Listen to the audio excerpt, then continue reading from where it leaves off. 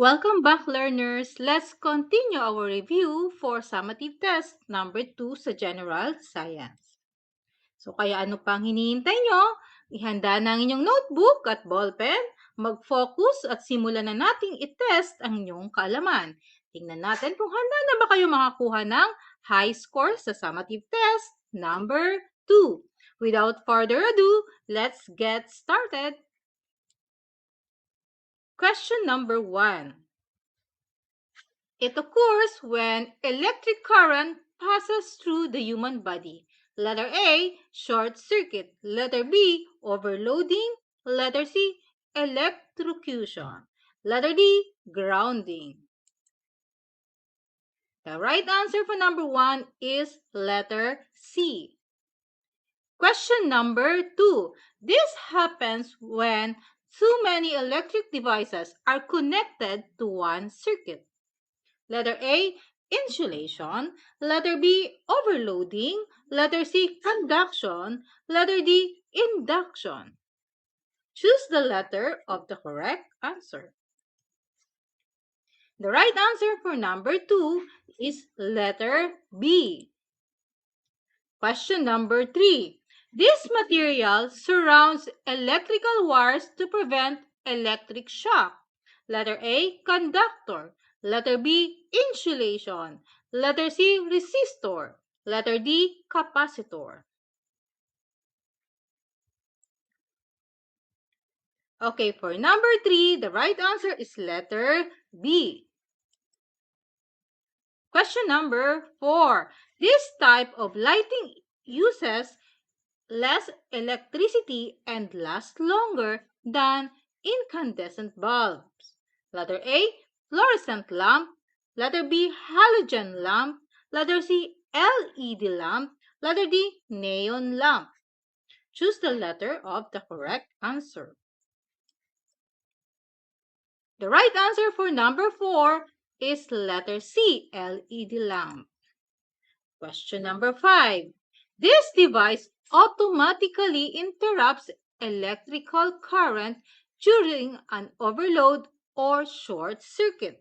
Letter A, transformer. Letter B, ammeter.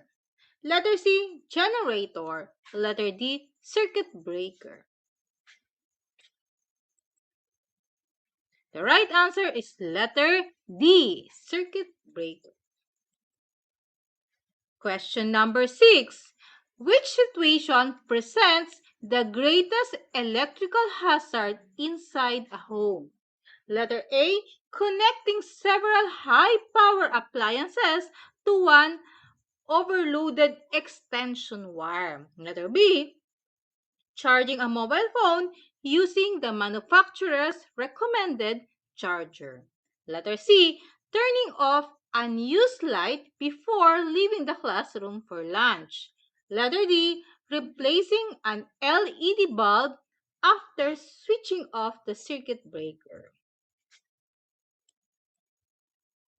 The right answer for number 6 is letter A. It has the greatest electrical hazard.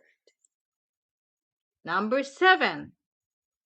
Why is damaged insulation around electrical wires dangerous? Letter A, it exposes live conductors that may cause electric shock or short circuits. Letter B, it reduces the brightness of LED lamps during normal operation. Letter C, it increases the resistance of appliances without affecting user safety. Letter D, it improves electrical efficiency by allowing better heat dissipation. Choose the letter of the correct answer. Okay, for number 7, the right answer is letter A. Number 8. Why should electrical appliances never be handled with wet hands? Letter A, water can increase electrical conductivity and the risk of electrocution. Letter B, water permanently increases the voltage supplied by electrical outlets. Letter C, water decreases electric current flowing through the household circuits. Letter D, water prevents electrical energy from reaching the connected appliance.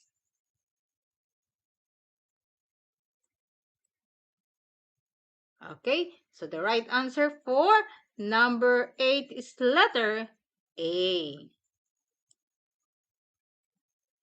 Okay, before we continue our review, can we ask you a small favor? If you're finding this video helpful, please give it a like. And if you haven't subscribed yet, don't forget to hit the subscribe button. Maraming salamat po. Okay, let's continue. Question number 9. Which action best helps prevent electrical fires in schools? Letter A, keeping classroom lights switched on throughout the entire school day.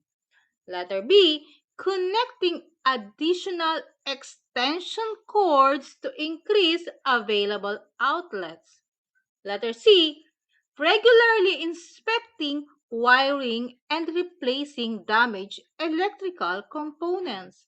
Letter D, storing electrical equipments near sinks for convenient cleaning.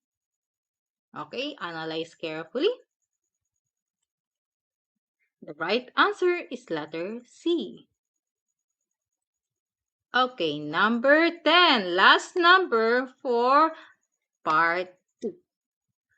Okay, question number 10. A school plans to lower its monthly electricity bill. Which proposal is mostly effective? Letter A, replace conventional bulb with energy-efficient LED lighting throughout classroom. Letter B, install additional fluorescent lamp in every hallway regardless of daylight.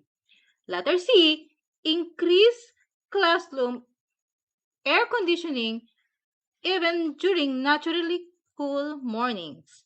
Letter D, keep computer laboratories operating continuously throughout weekends.